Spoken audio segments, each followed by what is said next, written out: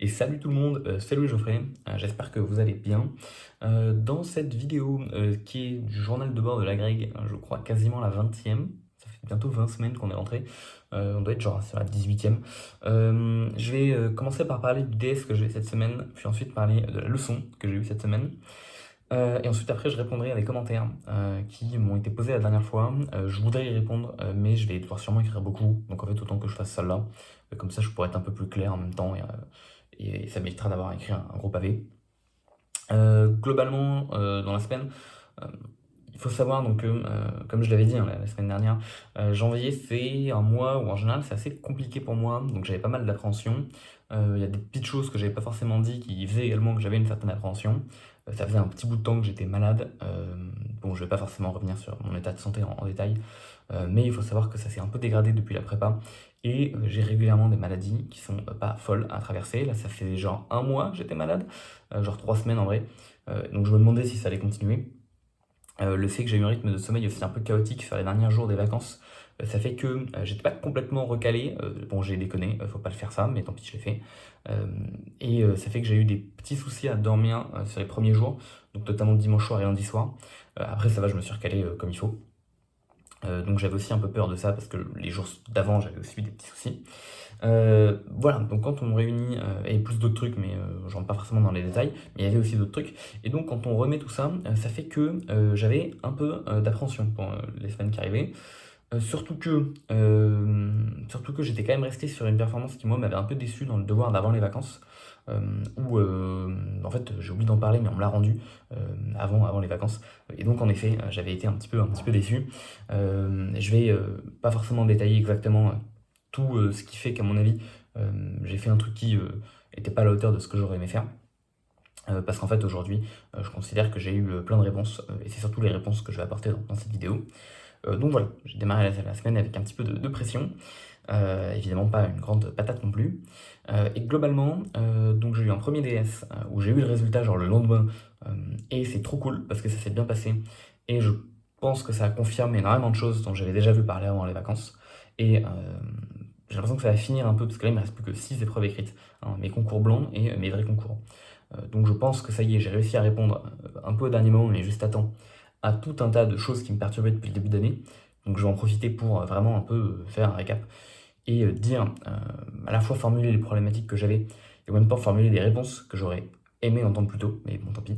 Euh, les profs avaient essayé de me les donner, mais je pense que c'est ils n'ont pas utilisé des mots qu'il me fallait, et donc c'est vrai que j'ai mis du temps à comprendre. Donc je vais essayer de reformuler ça comme je peux, et je sais pas, peut-être que ça pourra aider des gens qui traversent ou ont traversé les problèmes que j'ai pu rencontrer. Ensuite, dans un deuxième temps, il y a ma leçon, je vais pas y revenir tant que ça, mais je vais en parler vite fait. Et après bah, globalement, voilà, le reste de la semaine s'est bien passé, donc je répondrai au reste aux questions de la vidéo de la semaine dernière. Donc globalement, qu'est-ce qui me posait souci en DS jusqu'à présent? En termes de profil, globalement en général je m'en sors en DS, hein, j'ai des plutôt bons résultats, et j'arrive à faire la grande majorité du sujet. Souvent, en agrég, là il se trouve que j'avais des devoirs de 4 heures qui tapent souvent aux alentours de 60 questions, et en gros j'en faisais souvent à peu près 50, pour à peu près 8 copies doubles, entre 7 et 8. Et je trouvais que ce qui me limitait, c'était pas forcément. Alors, bon, évidemment, il y a quelques points de cours que je connaissais pas, parce que c'est dur de connaître absolument tout. Et le jour J, bah, je me rends compte qu'il y a des définitions que j'ai pas, il y a des subtilités que j'ai pas, il y a des raisonnements que j'ai pas. Ça va vite, c'est la grec, donc forcément, il y a des choses là-dedans que j'ai pas. Et si jamais c'est votre cas, si jamais vous êtes limité par ça, bah, j'ai pas grand chose de plus à vous dire qu'à priori qu'il faut pas plus connaître le cours. Alors c'est pas facile, parce que ça prend du temps, parce que parfois c'est pas évident de tout retenir, de tout comprendre, et ça nécessiterait sûrement des discussions très longues, mais c'est pas ce sur quoi je vais revenir aujourd'hui. Euh, Là aujourd'hui, le truc qui m'a un peu. Enfin, je veux dire, j'avais la chance déjà d'être assez fort en prépa, j'avais la chance de pouvoir continuer de bosser au cours de mes années de NS, et notamment au cours de ma deuxième année. Et donc cette année, il y a des choses que je connais pas. Globalement, les choses qu'on voit, souvent je les ai déjà vues. Et donc là-dessus, c'est une vraie chance que j'ai par rapport à beaucoup. Et donc moi, ce qui me limitait énormément cette année, c'était vraiment une gestion dans les épreuves. Et c'est ça qui m'a, je pense, beaucoup perturbé au fond. C'est une gestion. Euh, et je pense que cette gestion, elle est importante pour tout le monde. Euh, et quel que soit votre niveau, hein, que vous soyez meilleur que moi, que vous soyez moins bon que moi, que vous connaissiez tout votre cours ou que vous ne le connaissiez pas en entier, cette gestion elle est importante. Et en gros, je vais d'abord vous donner la manière que j'avais de faire les choses avant, euh, qu'est-ce que je pensais qu'il fallait que j'améliore, puis finalement ce que j'ai compris qu'il fallait que j'améliore plus, ce que j'ai tenté d'améliorer et pour le coup c'était bien passé. Ok, donc ça va être un peu le plan de l'argumentation. Donc moi j'avais tendance à faire mes épreuves de manière linéaire, donc commencer par la question 1 et puis avancer. J'avais tendance à faire ça notamment parce que je trouvais que c'était plus intéressant pour rentrer dans l'esprit du sujet. En même temps je me posais moins de questions comme ça. C'était en cohérence avec le fait que je commençais par déjà numéroter mes copies avant le début de l'épreuve. Je sais pas à quel point c'est pareil pour la grecque, mais en tout cas je sais que pour les concours de prépa c'est un truc qu'on pouvait faire. Et donc j'arrivais, j'avais déjà 8 copies avec marqué mon nom, mon prénom, DS de chimie, DS de physique, et puis 1 sur quelque chose, 2 sur quelque chose, 3 sur quelque chose. Et 5 minutes avant la fin, je prenais juste le temps si jamais j'étais à la copie double numéro 7, écrire 1 sur 7, 2 sur 7, etc. Les idées de 7 et 8 copies doubles, c'est pas du tout à prendre comme une référence absolue, c'est juste ce que je suis capable de faire en termes de longueur sur 4 heures pour des TS de chimie de type agrég et avec ma mise en page et mon écriture. Donc il y a des gens qui peuvent écrire plus que moi et faire moins de copies doubles et inversement. C'est vraiment juste pour référence, mais bon voilà, c'est juste pour voir le gain que j'ai avant-après. C'est vraiment le seul intérêt. Et donc je fais le sujet linéairement. En général, je suis capable d'à peu près de tout faire, donc pas forcément vite hein, et pas forcément sans me poser de questions, mais globalement en forçant souvent beaucoup, j'arrive à trouver à peu près une réponse. Donc j'avance de manière linéaire. J'essaie de pas trop sauter de questions, et quand je sais pas, je saute la question. Et souvent, je saute après avoir passé genre 4-5 minutes et pas avoir trouvé. Je laisse en blanc parce que je me dis que j'y reviendrai peut-être, mais souvent j'ai pas le temps d'y revenir. Parce que j'y reviens que si j'ai fini tout ce que je pouvais faire. Ce qui revient à plus ou moins aller au bout du sujet, et souvent j'ai pas le temps.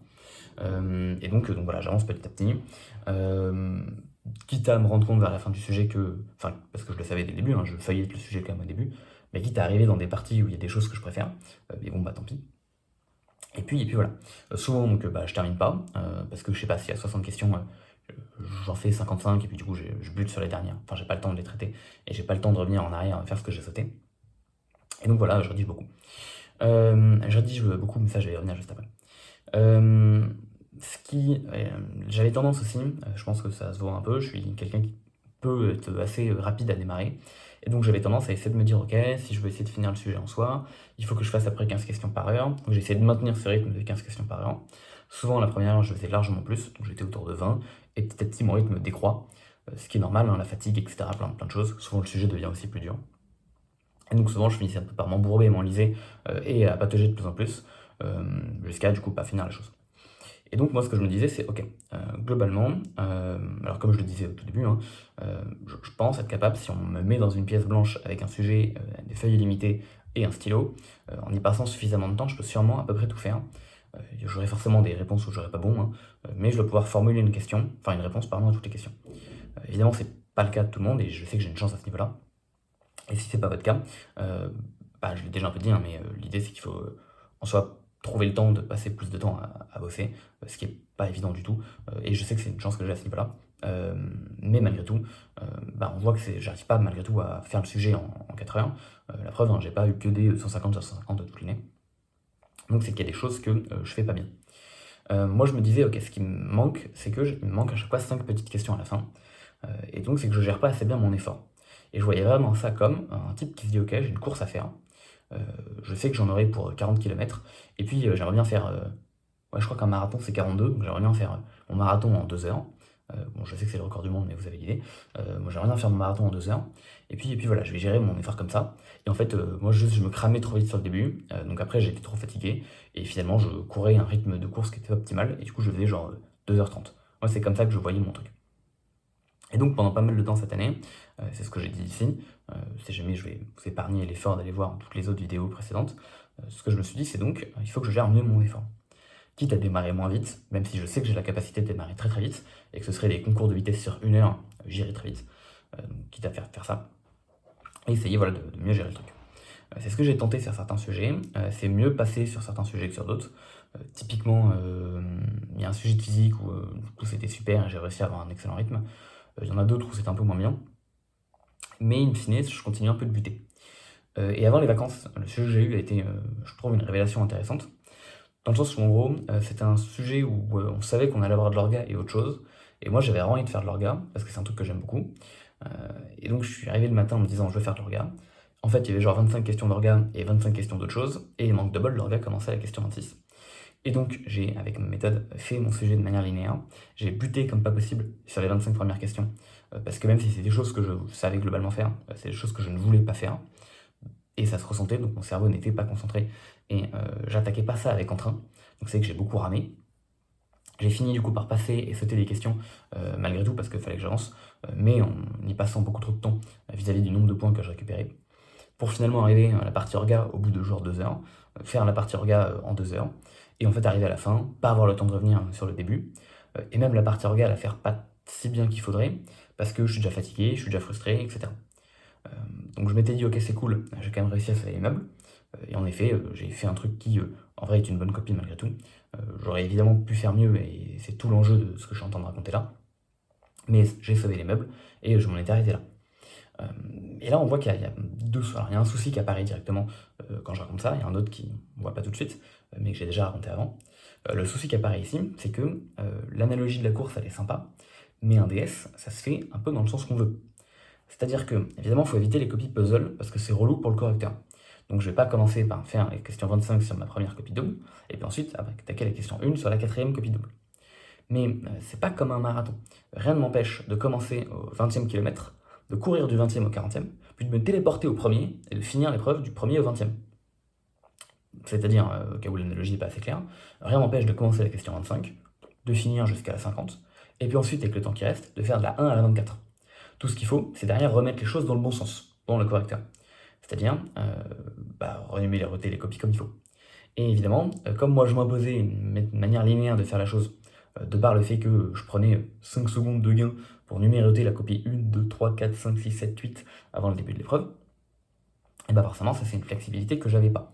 Et c'est je pense une erreur de jamais avoir fait cet effort de flexibilité, une erreur que j'ai peut-être jamais eu vraiment à faire, notamment parce que souvent j'étais capable de toucher à peu près à tout.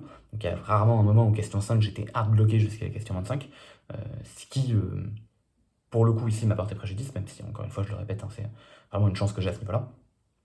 Et donc en fait, et ça c'est un truc que j'invite vraiment plein de gens à faire si jamais c'est pas ce que vous faites déjà, mettez-vous moins de barrières à ce niveau-là. Rien ne vous empêche vraiment, et c'est un truc que j'ai fait et ça marchait comme je veux. Moi, ce que j'aime bien en chimie, c'est l'orga. Je sais que c'est là où j'ai moyen d'aller à peu près vite et de raconter des choses à peu près intéressantes et de faire des questions un peu difficiles et machin.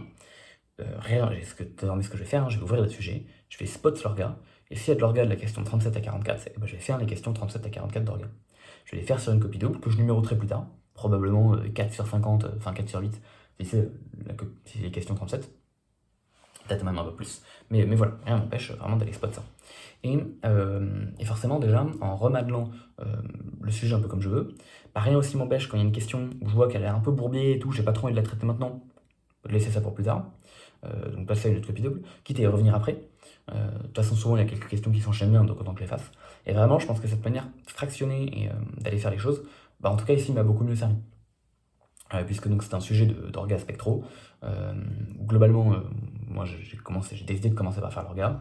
Les premières questions de spectro étaient vraiment des questions pour se mettre en jambe, du style citer Lola de Lambert. Donc bon, je me suis permis de les faire. Il y a un moment, il y avait un bilan physique qui me semblait un peu compliqué, j'étais pas trop parti pour faire ça dans ma tête. Donc je suis sûrement capable de le faire. Mais là, actuellement, j'avais pas la tête à faire des bilans physiques. Donc j'ai fait une ébauche de bilan, puis je suis parti faire mon orga. Et après avoir fait 1 heure d'orga et arrivé à un tableau des RMN que j'avais un peu la flemme de faire, je me dis bah je vais revoir le bilan. Bon bah là forcément je suis un peu plus débloqué parce que je suis un peu rassasié sur ce que je voulais faire. Et tac tac tac, les choses se débloquent petit à petit. Et donc ça c'est déjà le premier vraiment gros truc que j'ai pu apprendre entre guillemets durant cette année. Donc voilà, pas se mettre autant d'œillères sur la manière de faire des sujets. Ça demande un tout petit peu plus d'organisation de remettre les copies ensemble, mais je pense que c'est quand même vraiment plus rentable que de m'imposer une structure linéaire. Et donc j'invite vraiment les gens à ne pas faire ça. Et à aller vraiment voir les choses qui vous plaisent en tout premier. Pour la physique, je pense que ça m'arrivera moins, parce qu'il y a moins un sujet comme ça que j'aime énormément. Mais pour la chimie, en fait, oui, je vais commencer par Spotlog. En plus, comme ça, je m'assure de marquer un maximum de points, de me mettre en confiance. Bref, ça n'a vraiment que des bénéfices. Le deuxième truc, c'est que malgré tout, donc depuis le début, moi je me disais, ok, si j'ai des problèmes pour finir les épreuves, c'est que j'ai des problèmes de rythme. Si j'ai des problèmes pour faire le marathon en 2 heures, c'est parce que je gère pas assez bien mon rythme, ou parce que je suis juste pas assez rapide. Bon, et en fait ça, les profs essayaient de me le dire, mais je comprenais pas quand ils me le disaient. Et donc bah, si vous avez le même problème, il y a sûrement des profs qui essaieront de vous le dire aussi, mais peut-être que vous aussi vous comprendrez pas ce qu'ils veulent essayer de vous dire. Donc je vais essayer de le récapituler comme moi je l'ai senti, et j'espère que ça pourra débloquer des gens. En fait, mon problème, c'était pas un problème de rythme, qu'un problème de rédaction. Il y a des questions où globalement je répondais comme il fallait, et c'était cool, et il y a des questions où je blablatais beaucoup trop. Je vais essayer de prendre un exemple pour vraiment qu'on comprenne comment est-ce que et pourquoi je blablatais trop. Mais l'idée générale, je pense, c'est que j'essaie d'être ultra clair dans mes copies, et que j'avais un peu l'impression d'essayer de rédiger comme peut-être les corrections des TD de mes profs, par exemple, que j'ai pu avoir, hein, qui sont les ressources sur lesquelles j'ai pu passer le plus de temps. Et donc je détaillais plein de choses, je détaillais tout, je détaillais les raisonnements, et c'est super, parce que ça fait qu'il y a des questions qui, je pense, étaient en soi claires. Mais il y en a d'autres qui, du coup, pouvaient être confuses, parce que j'écrivais beaucoup, et surtout, un correcteur, il n'a pas envie de lire une page de trucs. Je vais prendre un exemple tout bête. Désolé, c'est un exemple de chimie, j'ai pas trouvé mieux. Si vous n'êtes pas en chimie, vous comprendrez moins bien. Je vais essayer quand même de vulgariser ça le plus possible. Imaginez que vous avez un mélange azéotrope eau éthanol, et dans le sujet, il y a marqué, on fait une distillation, et marqué pourquoi est-ce qu'on n'arrivera jamais à atteindre une fraction de 100% d'éthanol. Donc bon, bah moi je sais qu'il y a un azéotrope, alors je sais plus s'il est comme ça, donc un maximum de température, ou comme ça, donc un minimum de température. Et puis ensuite, en fonction de s'il est à max ou min, et en fonction de si on se place à gauche ou à droite de l'azotrope, donc en fonction de si on a un excès d'alcool ou un déficit d'alcool par rapport à l'azotrope, bah quand on distille, bon déjà, il va falloir qu'on distille avec plusieurs plateaux, donc une distillation fractionnée, sinon on fait que enrichir notre mélange. Et si on distille, on va dire, avec suffisamment de plateaux pour arriver jusqu'au bout, en fait, il y a deux cas de figure. Il y a un cas où on obtient un azéotrope dans le résidu et de l'eau pure dans le distillat. Il y a un cas où on obtient l'azéotrope dans le distillat et l'eau pure dans le résidu. Et puis les cas inverses avec l'éthanol. Donc un cas où on a l'éthanol pur dans le distillat et le résidu azéotrope. Et un cas où on a le résidu, le azéotrope dans le distillat et l'éthanol pur dans le résidu. Donc en tout, en gros, ça fait 4 cas de figure. Il y en a deux où on peut obtenir de l'éthanol pur, pas au même endroit, et deux où on ne peut pas obtenir de l'éthanol pur, parce que c'est l'eau qu'on obtient pur, et ils sont pas au même endroit non plus. Donc, vous voyez que globalement, rédiger tout ce que je viens de dire là, et donc en dire que, ok, je sais plus trop si c'est un maximum ou un minimum de température, et je connais pas la position de l'azéotrope, donc je sais pas si on est plutôt à droite ou à gauche. En tout cas, vu la question, on me demande pourquoi est-ce que l'éthanol peut pas s'obtenir pur, et donc bah, ma réponse, c'est qu'on se trouve dans le cas qu'il faut pas. Donc dans le cas où on est, c'est l'eau qui est pure, soit dans le résidu, soit dans le distillat. Bon, bah vous voyez que je peux, tout ce que je viens de dire là pendant 1 minute 30, l'écrire sur une copie. Ou essayer de l'écrire comme je peux. Donc je vais avoir besoin de faire des schémas, je vais avoir besoin de justifier plein de choses. Maintenant la question c'est, et c'est super, parce que ce que j'ai dit là c'est clair. Il y a peut-être un type qui a vu cette vidéo en cherchant des conseils sur les écrits, qui est tombé sur ça, et qui va se dire oh putain je viens de comprendre les diagrammes binaires, peut-être. Je sais pas. En tout cas c'est clair ce que j'ai raconté, si je le raconte bien. C'est complet, etc. Mais, et c'est en lien avec une réflexion que je partageais avant les vacances, est-ce que vous pensez que le correcteur, alors déjà il a des chances de s'embrouiller, parce que j'ai des chances de ne pas être clair, et est-ce que vous pensez que sur son tableau Excel, où il remplit les points que j'ai, il y a un point, il a bien identifié les 4 types d'azéotropes, enfin les 4 types de diagrammes binaires. Il a bien identifié que parfois c'était l'eau qui était pure, et parfois c'était l'éthanol. Il a bien identifié qu'en fonction des cas, on avait le truc pur dans le distillat ou dans le résidu. Est-ce que vous pensez qu'il y a un point sur, il a bien capté qu'il fallait utiliser une colonne de Vigreux avec plein de picots? Bon, est-ce qu'il va y avoir des points pour tout ça? Non. Factuellement, raisonnablement, le point il va être pour le mot azéotrope. Et si je dis parce qu'il y a un azéotrope, donc on n'aura jamais de l'éthanol pur, point, et que je souligne azéotrope, bah, j'ai de très fortes chances d'avoir déjà tous les points. Et ok, j'en dis moins. Et je lirais ça comme correction, ça me satisferait moins parce que j'aurais moins l'impression d'avoir compris la globalité. Et c'est vrai. Et si je rédige tout ça, c'est probablement parce que j'ai moins compris la globalité. Et donc à l'oral, en fait c'est typiquement un truc que je pourrais faire à l'oral, hein, je détaillerai tous les cas de figure, et je me dirais, bon bah vu la question, je me trouve probablement dans ces deux-là, je sais pas exactement lequel, mais je me trouve dans les deux. Mais ça c'est un truc d'oraux à la limite, c'est pas un truc d'écrit. À l'écrit on vous demande pourquoi c'est pas pur, parce qu'il y a un azotrope forcément. Donc il faut juste écrire parce qu'il y a un azotrope. Et de toute façon si c'est pas ça, bah, vous aurez pas les points. Mais vu le pavé qui a écrit, ok votre réflexion fait sens. Mais en fait vous aurez pas de points non plus quand même. Et donc on en vient en fait au deuxième vrai problème que j'avais, c'est qu'il y a tout un tas de réponses, tout un tas de trucs, où juste, probablement parce que j'étais pas non plus sûr à 100% de mes réponses, hein, je détaillais beaucoup pour essayer d'argumenter ma position. Ce qui serait à faire à l'oral, Mais en fait, à l'écrit, on s'en fout. À l'écrit, j'exagère, mais c'est presque un QCM. Vous avez le point, vous l'avez pas. Voilà, il n'y a pas plus. Euh, et donc, toute cette argumentation, elle sert à rien. Et au final, ça me fait quand même perdre du temps, tout ça. Ça me fait aussi perdre du temps de réflexion. Parce que, parce qu'en fait, je me pose la question de est-ce que mon raisonnement avec l'azotrope ça tient ou pas, pour au final gagner peut-être 0,25 points. Parce qu'une question comme ça, où il faut juste répondre à l'azotrope, ce sera sur 0,25 points. Et si je me mets dans la tête d'un correcteur, le correcteur il veut juste savoir si je sais ce que c'est qu'un azotrope. Il ne veut pas que je raconte mon cours sur les azotropes. Donc c'est vraiment que des choses qui ne sont pas utiles et que j'avais tendance à faire. Ce qui était cool, parce que j'avais des copies qui étaient claires, mais ça me faisait perdre du temps. Et même le correcteur, pendant longtemps, je me suis dit, je fais ça, parce que, ok, dans le pire des cas, j'ai pas les points. Mais le correcteur, il a vu une rédaction qui était argumentée, il a vu que je savais ce que je faisais, et ça va lui donner un bon a priori sur moi. Et donc il y a d'autres moments où je serais peut-être un peu borderline vrai, borderline pas bon, et là du coup le correcteur se dira, bon vas-y, j'ai vu que c'est un type qui réfléchit, je lui donne les points. C'est comme ça globalement que, parce que c'est important de se mettre dans la poche du correcteur. Donc moi je me voyais un peu là-dedans. Et en fait la même chose, est-ce que vraiment je me... Enfin c'est aussi une réflexion, en fait je pense avoir tort là-dessus. Est-ce que vraiment un correcteur qui a qu'une envie, c'est de finir son taf vite, ok il est content de voir un type qui a l'air d'aimer de la chimie et qui a l'air d'aimer réfléchir, est-ce qu'il a vraiment que ça à faire de son temps de lire ce paragraphe? Il n'a pas le temps. Il n'a pas le temps, il n'en a pas envie, et s'il le fait, c'est vraiment du temps qu'il perd. Parce que lui, ça ne le fait pas kiffer de regarder votre copie. Donc en fait, est-ce que vraiment ça met dans la poche du correcteur? Je pense même pas. Vraiment, je pense pas. Donc en fait, pourquoi faire ça en fait? Et donc ça fait que pas mal de moments dans l'année, les profs me disaient oui, la rédaction n'est pas forcément tout le temps très bonne, et en fait je comprenais pas, parce que j'essayais de rédiger ça de manière concise, mais en fait ça me prenait quand même 5 phrases, ce qui me prenait quand même une demi-copie double. Et donc mes profs me disaient oui, tu rédiges trop. Et je me disais mais pourquoi je rédige trop? Parce que si jamais je rate des éléments, j'ai un raisonnement qui se tient plus. En fait oui, mais on n'a pas besoin du raisonnement complet. On a vraiment juste besoin du mot-clé qui va être attendu. Et donc en fait à partir de là, à partir du moment où j'ai un tout petit peu compris ça, désormais, mon but quand je réponds à une question, c'est plus de me dire ok, je vais répondre de manière précise, argumentée, inattaquable pour avoir un argumentaire solide. C'est juste de me dire quels vont être, à mon avis, les 3-4 points qui vont être dans le barème. Et du coup, qu'est-ce qu'il faut que je réponde? Et donc, déjà, ça me fait gagner du temps parce que j'écris moins.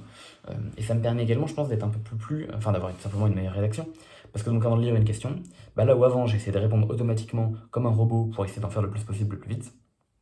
Maintenant, je me dis juste, ok, vu la question qui est là, quelles sont les 2 choses qu'il faut que j'écrive pour avoir tous les points? C'est tout. Bon, j'écris les 2 choses, et puis je passe à la suite. Et je pense que je gagne du temps, notamment, puisque j'écris moins, en fait. Et donc, il y a sûrement des questions où j'en perds, parce qu'il y a sûrement des questions où je faisais pile ce qu'il fallait de manière robotique, mais au final, je pense que je perdais plus de temps qu'autre chose à faire des trucs qui ne servent pas. Et donc j'ai essayé d'appliquer. Donc c'était une réflexion que je m'étais faite avant les vacances, mais je ne l'ai pas appliquée. Donc je l'ai appliquée avant, pour mon dernier DS de cette année, qui était donc mercredi. Et en fait, ce qui était super, c'est donc en mettant tout ça bout à bout, c'est-à-dire en se mettant moins de rigidité sur la manière de faire en final le devoir, donc dans l'ordre des questions traitées, et en essayant d'être un peu plus, concis dans des réponses, même s'il y a des moments où malheureusement je suis obligé de réfléchir à mesure que j'écris, et donc forcément, je veux dire par exemple quand il fallait faire un bilan physique, le bilan je ne l'ai pas pu le faire de tête, donc j'ai pas pu écrire les 3 infos qui permettaient de conclure, et donc j'ai dû écrire plein de trucs qui servent pas, mais qui en fait m'ont servi moi, j'aurais pu les mettre au brouillon, autant faire le raisonnement sur la copie. Mais du coup quand c'est ça, j'encadre que très peu de choses, et c'est vraiment juste, au lieu de le faire au brouillon, je le fais sur la copie. Et donc modulo vraiment ces 2-3 questions où il y avait des raisonnements un peu compliqués à avoir, en fait j'ai gagné énormément de temps. Parce que j'ai gagné énormément de place d'écriture en fait. Et donc tant et si bien que j'ai pu finir ce sujet, alors que j'ai dû, même si je l'ai un peu recomposé, je suis passé de la 3 à la 13 avant de revenir, etc. Et j'ai pu taper que 6 copies doubles, au lieu d'en taper 8. Donc j'ai eu quand même un gain de 25%. C'est énorme. J'ai écrit un quart de moins que ce que j'écris d'habitude, pour la même quantité de questions. Et force est de constater que j'ai sûrement eu également plus de points, parce que typiquement la question m'avait demandé pourquoi est-ce que l'éthane n'allait pas pur. Du coup le point je l'ai pas eu, parce qu'en fait ce que j'ai écrit c'était trop confus pour l'examinateur qui voulait juste un azotrope, point. Et donc j'ai pu marquer en fait pas mal de points. Tant et si bien que c'est aussi la première fois qu'on me dit que la rédaction est bonne, donc ça fait plaisir, puisque voilà je pense que j'ai en effet un peu mieux compris comment faire tout ça. Et je dirais que la dernière un peu déclic, c'était de me poser vraiment la question de qu'est-ce qu'on entend par les verbes d'action des questions. Ça, je vais essayer de vous mettre un dossier, un document qui est normalement trouvable en ligne sur Eduscol, que que je vais essayer de retrouver, qui s'appliquent vraiment à la grecque et qui s'appliquent aussi vraiment au concours de prépa, et qui sont écrits par des gens qui corrigent des copies de prépa à l'écrit sur comment rédiger. Et les verbes d'action ont vraiment un sens, et il y a plein de choses plein de règles un peu débiles, hein, mais que je pense avoir commencé à comprendre, qui permettent aussi d'aller plus vite. Si on vous demande d'écrire une loi, bah, il faut, donc par exemple, citer la loi de Beer-Lambert, vous balancez la loi de Beer-Lambert, et vous balancez ce que veut dire chaque terme. Donc, par exemple ici, A égale la somme de epsilon LC, C c'est la concentration en mol par litre, L la longueur de la cuve en centimètres, epsilon C est le coefficient d'absorption molaire, en litre mol moins 1, centimètre moins 1, et ainsi de suite. Si jamais c'est juste que vous avez utilisé une loi au cours d'un raisonnement, pas forcément besoin de venir, a priori, décrire tout ce dont il s'agit. Lorsque on fait, je sais pas, une régression linéaire, moi pendant très longtemps, je pensais qu'il fallait faire plein de choses. Donc évidemment, il fallait mettre l'équation de votre modèle. Donc je sais pas, ln de la concentration, c'est une fonction affine du temps, donc c'est A plus bt. Ok, donc ça faut le faire. Je pensais qu'il fallait mettre le tableau de valeur, on s'en fout. Il n'y aura pas de point pour le tableau de valeur. Je pensais qu'il fallait mettre A et B, ce que ça valait, ainsi que leur valeur numérique avec les unités. Ça faux. Je pensais qu'il fallait dire une phrase un peu codifiée, mais du genre on a un bon R carré, les points sont aléatoirement répartis de part et d'autre de la droite, et puis faire un petit dessin de la courbe avec des points aléatoirement, on s'en fout. Il faut juste dire que le modèle est bien. Bon, je cite quand même R carré parce que j'ai pas trop compris si c'était important ou pas, mais on n'a vraiment pas besoin de faire plein de trucs. Et derrière, et après, forcément, ça me fait gagner pareil beaucoup de temps, du coup, de rater tout un tas d'infos. Et c'est normal parce que dans le sujet, il n'y aura pas de point sur oh, il a mis le tableau de valeur, sauf si c'est précisé. Mais si c'est pas précisé, on ne le fait pas. Et pareil, s'il y a marqué justifié, je justifie. S'il n'y a pas marqué justifié, parce qu'il ne faut pas justifier. Et je pense qu'un truc qui m'a beaucoup perturbé à ce niveau-là, c'est que quand j'étais en sup, je sais pas à quel point j'ai des souvenirs déformés, ou à quel point mes profs ne faisaient pas aussi gaffe à ces verbes d'action, mais j'ai des souvenirs notamment en chimie où il fallait juste que je raconte ma séance, parce qu'il y avait 50 milliards de points à tiroir sur absolument tout et n'importe quoi. Et si c'était juste faire une réaction de substitution nucléophile d'ordre 2, vous pouvez être sûr qu'il y avait des points pour préciser qu'il y avait une inversion de Walden, même si on se foutait complètement de la stéréochimie, et que c'était pas demandé dans la question. Encore une fois, je sais pas si c'était vraiment le cas, ou si c'est moi et mes souvenirs qui se distordent. Mais en tout cas, c'est ce que j'avais retenu. Et autant je pense que ça se défend de faire ce genre de choses, parce que ça force les gens, et c'est notamment quand ils sont en début de prépa, à mobiliser un maximum de connaissances tout le temps, et donc à récompenser les gens qui vont aller chercher des connaissances qui sont dans le cours, hein, mais à venir faire l'effort de les apprendre et de les connecter entre elles. Et donc c'est les récompenser que de faire en sorte de les forcer à les apprendre et à les citer. Mais c'est turbo pas pertinent d'enseigner ce genre de rédaction à des étudiants, parce que c'est pas ce qui sera attendu pour des concours. Et je sais pas du coup si c'est vraiment, voilà, comme je l'ai dit, hein, un manque de souvenirs, si c'est un choix de ma prof qui est pertinent, mais qui n'a pas été suffisamment explicité. En tout cas, c'est le truc que j'avais retenu, et je pense que c'est vraiment pas bien. Et donc, quand on met tout ça bout à bout, et bah, ça fait une copie qui est sûrement la copie qui me satisfait le plus de tout ce que j'ai pu rendre. Je sais pas si c'est la meilleure copie que j'ai rendue, parce que j'ai eu de la chance sur un sujet, c'était le deuxième devoir de chimie, où globalement, juste c'est un sujet qui était fait pour moi, où naturellement, j'avais vraiment aucune difficulté à répondre à aucune question. Donc j'ai déroulé le sujet, et j'ai eu aussi une très bonne note, et j'ai aussi rendu une copie qui était très clean. Mais malgré tout, j'ai l'impression que dans un cas, j'ai rendu un truc bien par chance, parce que juste je suis tombé sur le bon tracé de marathon. Dans l'autre cas, j'ai compris que je pouvais faire le tracé dans l'ordre que je voulais. J'ai compris, on va dire, une meilleure technique de course, dans le sens où, concernant la rédaction, et où j'ai vraiment l'impression d'avoir un changement drastique de ce que j'ai pu rendre, et qui en soit bien meilleur. Donc ça tombe tard, ça tombe quand il faut, c'est ce qu'il faut, hein. Mais en même temps c'est intéressant.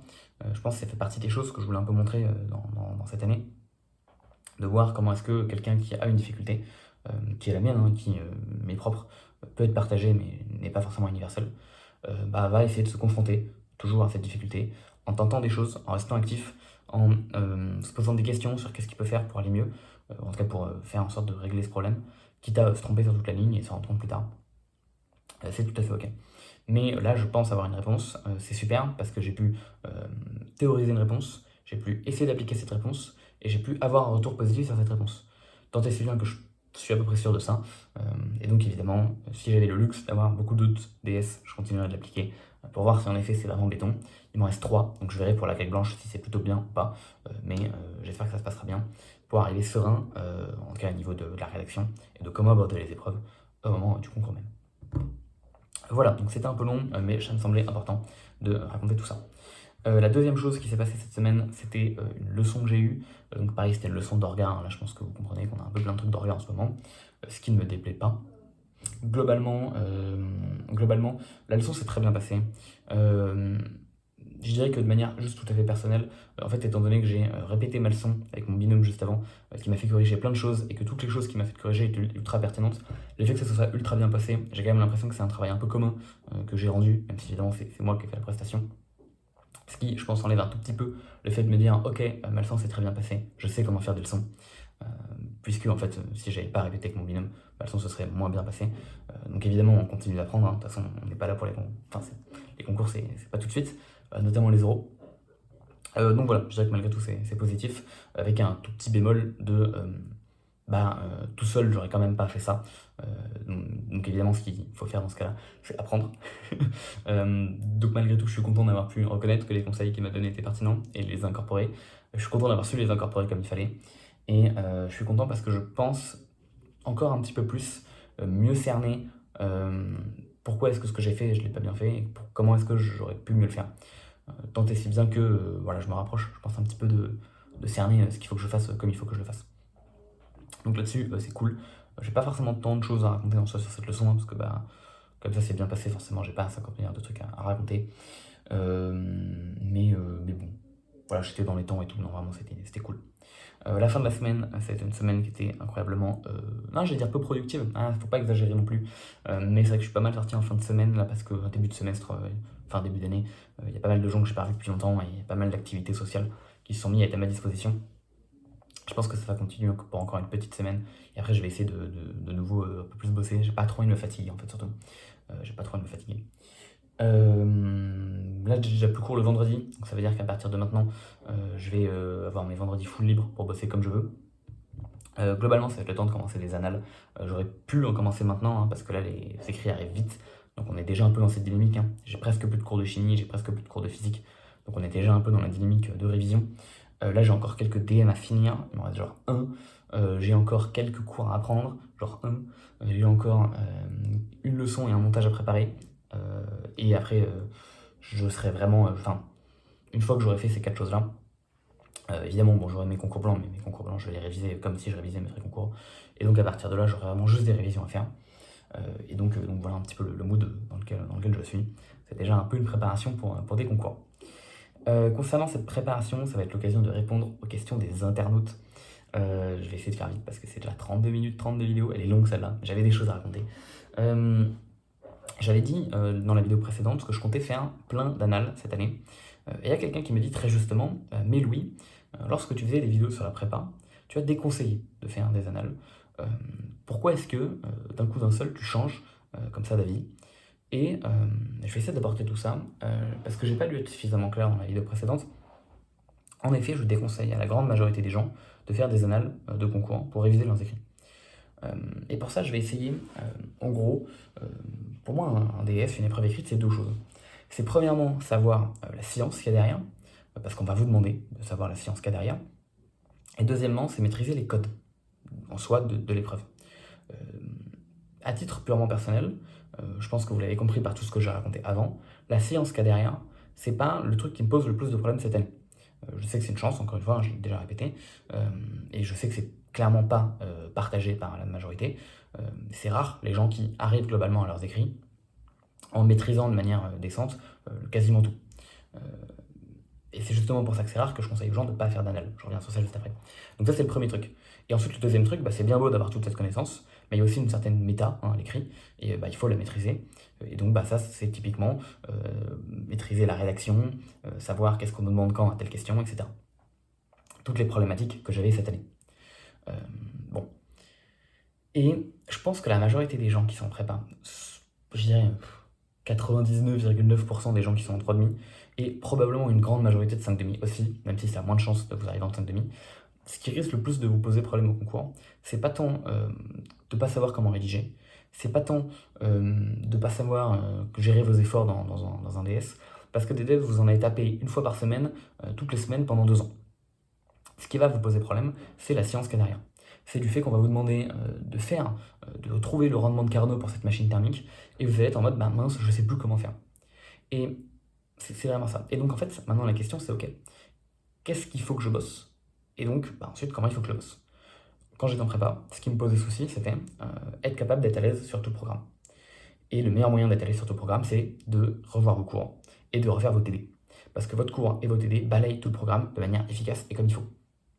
Euh, Typiquement, le but des TD, c'est que vous avez 10 exos pour un chapitre, et ces 10 exos balayent tout ce qu'on peut vous demander sur, en tout cas toutes les applications qu'on peut vous demander sur ce chapitre, toutes les méthodes, etc. Et votre cours, ça va être toutes les applications un peu pratiques, toutes les questions de cours, du style faire l'approximation acoustique, tout ça, ce sera votre cours.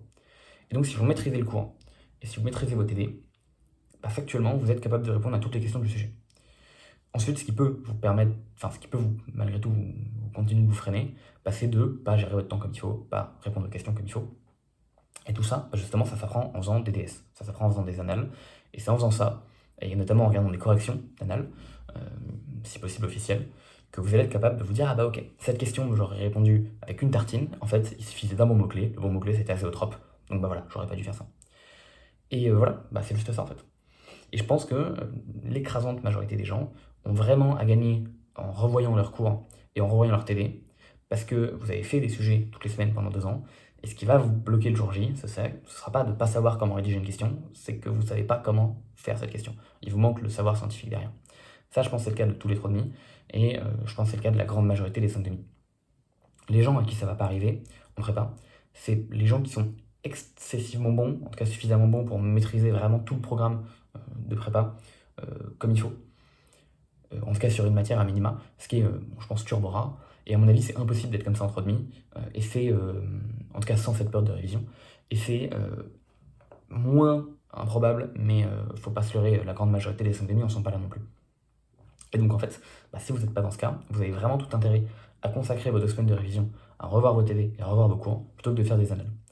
Parce que le problème, c'est que dans les annales, il y a un faux semblant de se dire je vais apprendre des choses. Mais en fait, la grande majorité des questions, c'est des questions. Enfin, déjà, toutes les questions d'analyse de documents, on s'en fout. Toutes les questions, il y en a plein où vous allez perdre du temps. Je sais pas, les questions d'homogénéité, etc., vous n'avez pas besoin de revoir tout ça. Et prendre le temps de rédiger, c'est vraiment du temps qui est perdu. C'est le temps qui est cool pour apprendre à rédiger, pas du temps qui est cool pour avoir le scientifisme qui est derrière. Et, et évidemment, je sais pas, par exemple, vous voulez rédiger de la thermo, donc vous faites une annale de thermo. Il n'y aura jamais que de la thermo dans cette annale. Parce qu'une annale, c'est un sujet de base, et un sujet, c'est fait pour balayer plein de notions. Donc vous n'allez jamais tomber que sur ça. Et donc vous allez perdre du temps. Parce que si vous savez que vous avez un point faible thermo et que vous allez réviser les machines thermiques, vraiment, vous verrez plus de choses de manière plus complète et vous balayerez un spectre plus large d'échantillons en revoyant juste votre TD, c'est votre cours sur la machine thermique. Parce que là, vous allez traiter toutes les machines thermiques imaginables, alors qu'en refaisant une annale, vous allez tomber sur une machine qui en plus à tout moment va être plus ou moins compliquée, mais ça c'est pas des choses qui s'apprennent. C'est des choses qui vont juste se déduire le jour J, et qui se déduiront très bien si vous maîtrisez comme il faut votre programme. Donc faites votre programme. Et du coup, moi malgré tout, je vais faire des annales cette année, parce que je considère, encore une fois, je l'ai suffisamment répété dans cette vidéo, mais que globalement je maîtrise à peu près tout ce qu'on me demande et tout le programme qu'il faut. Là où j'ai évidemment, alors il y aura forcément des angles morts, forcément des choses que j'ai oubliées ou oublié de bosser, etc. Mais ça, c'est pour le coup des choses très ponctuelles qui vont particulièrement être intéressantes pour moi à revoir dans des sujets. C'est-à-dire qu'en gros, imaginons que, je sais pas, mon cours de spectro, je le connaisse déjà à 95%, passer 2 heures pour le revoir en entier, ça va pas vouloir le coup, parce que je vais apprendre une chose et passer 95% de mes 2 heures à relire des choses qu'en fait je connais déjà. Donc c'est pas intéressant pour moi de faire ça. C'est beaucoup plus intéressant pour moi de taper sujet de spectro sur sujet de spectro, parce que je vais être amené à voir tout un tas de choses. Et puis si à un moment il y a une question où je bloque, je me dis ah bah tiens, ça c'était un point de cours sur lequel j'aurais bloqué. Et sur tout le reste, je vais voir comment rédiger, ce qui est super. Et sur ce point-là précis, que de toute façon je sais même pas que je le maîtrise pas, je vais m'en rendre compte, et du coup je vais l'apprendre à ce moment-là. En plus de savoir comment le rédiger. Et donc c'est, je pense, beaucoup plus rentable de faire ça. Mais c'est vraiment vis-à-vis uniquement de mon profil. Et également en plus un profil d'un type qui passe la grègue, dans le sens où les choses qu'on me demande, c'est des choses que j'ai déjà vues en prépa, c'est des choses que j'ai déjà vues en M1, et rares sont les choses que je découvre vraiment cette année. Et voilà, c'est vraiment juste mon profil en soi. Et il faut adapter votre préparation à votre profil, et je pense que c'est extrêmement peu pertinent pour la grande majorité des gens. Vous apprendrez pas de machine thermique en faisant un sujet sur la machine thermique, donc faites pas ça. Mais si vous êtes sur un cas précis, faites-le. Donc voilà, ça c'était la première réponse, et du coup c'est pour ça que je vais faire des annales, même si j'ai conseillé de ne pas en faire en parlant de mes vidéos sur la prépa, et je maintiens toujours,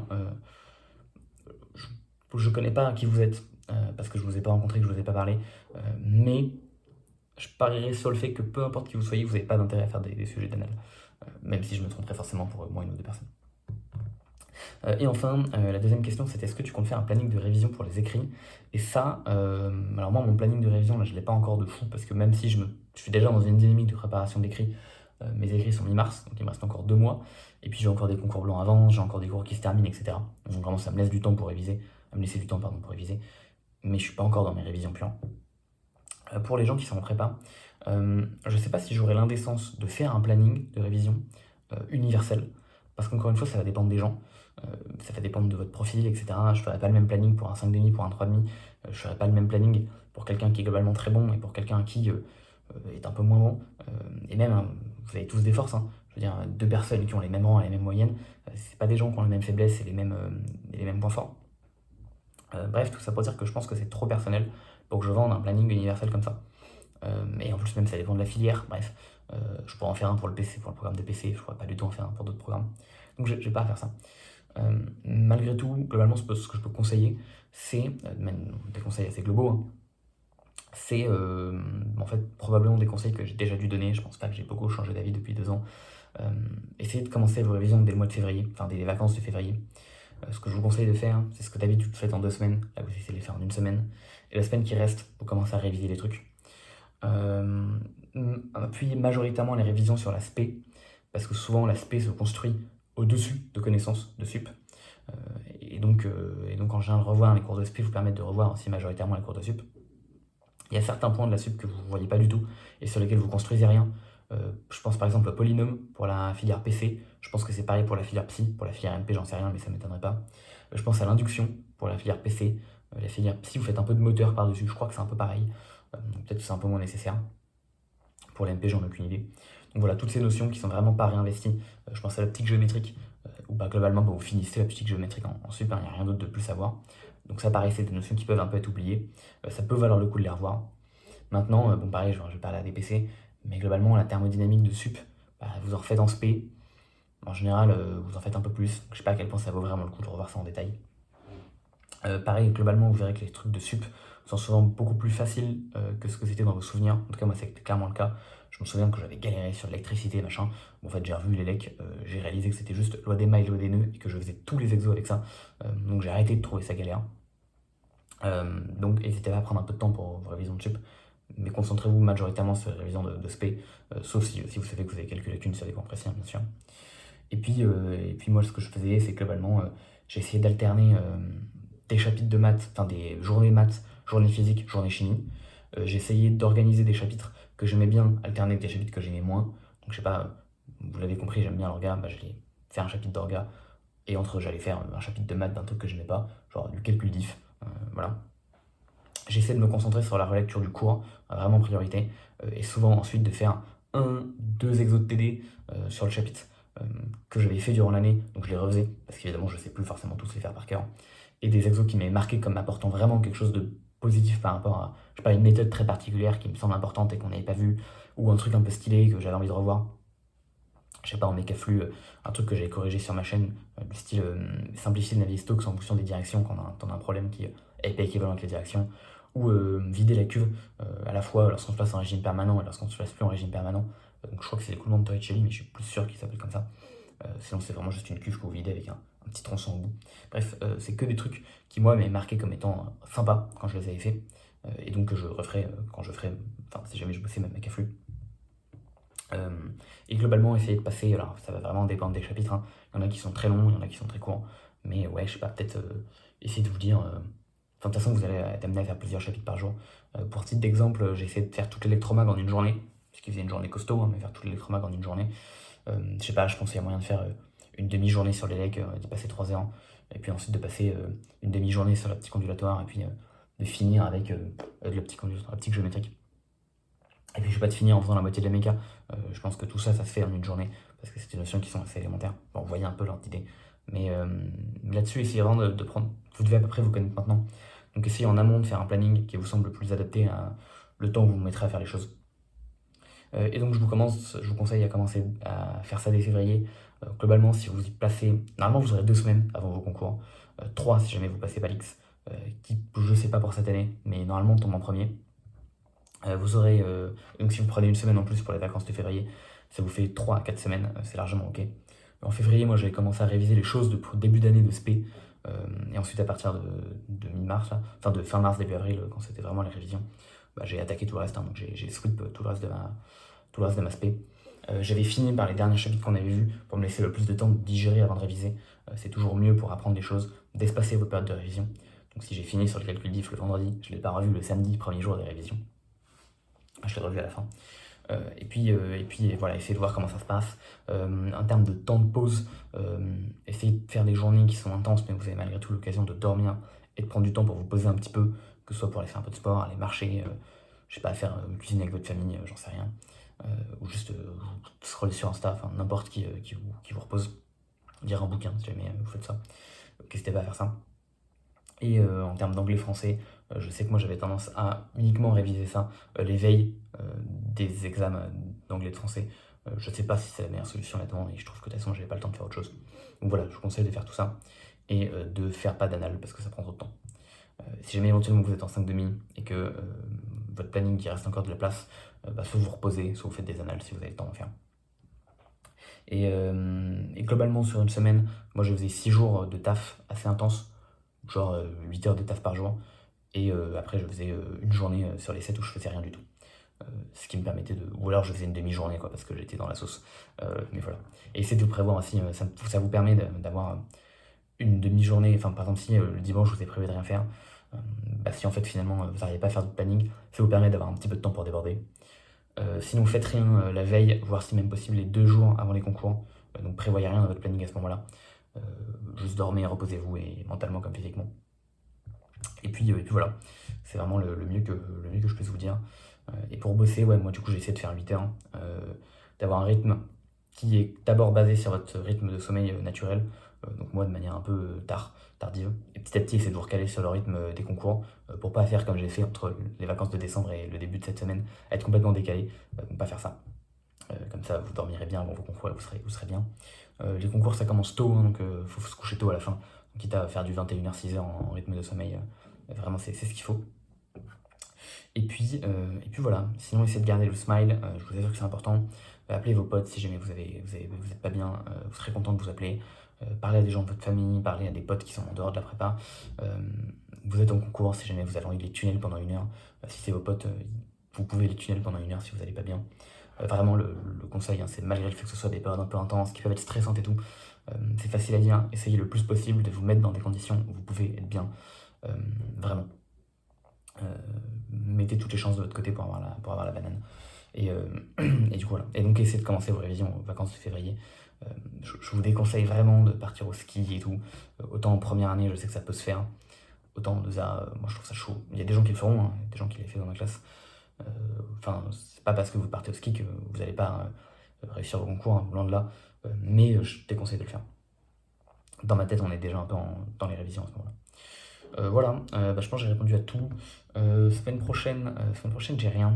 J'ai pas de montage, j'ai pas de leçon. Après là j'enchaîne leçon de chimie, montage, puis concours blanc.